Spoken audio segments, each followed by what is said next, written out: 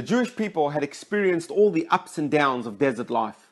They had seen open miracles like the splitting of the sea and the falling of the Mon, but they had also been through moments of fear, worry, despondency, when they had faced war and the prospect of not entering Eretz Yisrael, the land of their dreams. When their water supply ran out, Hashem instructed Moshe to speak to the rock and thereby produce water for the people.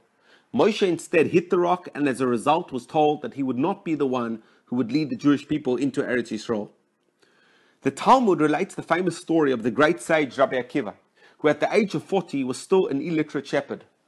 Rabbi Akiva possessed a deep desire to learn, but felt that given his age and circumstances, the odds were stacked strongly against him. One day, while out in the field, he happened to see water dripping over a very large and hard rock. Upon closer inspection, he noticed that the continuous dripping of the water over the rock had in fact formed a large hole in the stone. For Rabbi Akiva, this was the turning point that he needed. He thought to himself, if these soft waters could over time penetrate this hard rock, surely then the words of Torah can enter my heart.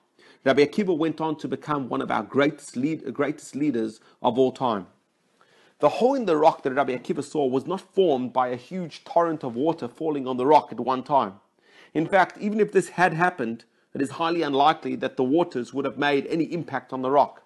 Rabbi Akiva saw that it was the consistent and steady dripping of the water over an extended period of time, directed at the exact same spot on the stone that was making the impact. He realized that he didn't need to do anything grandiose to become a Torah scholar. With diligence and consistency, the words of Torah would have an impact on him. And raising children is no different. Parents invest so much effort into imbuing and instilling Torah values into their children. But it's not the radical one-off inspirational programs, trips and times that we provide for our children that will make the difference. The effects of these bursts of inspiration will quickly wash away like a torrent of water washes off the face of the rock. On the other hand, forceful words and loud demands will also have little effect. They will be like trying to sculpture a rock with a sledgehammer. This way leaves nothing but a wreck of a child. It is the unfailing day in, day out, soft-spoken messages and small actions which, when focused on the same area in a relevant way over many years, can affect and infiltrate, penetrate the hearts of our children. As with the water dripping on the rock, the effects of this approach will not be recognizable at first, but the long-term meaningful results will endure forever.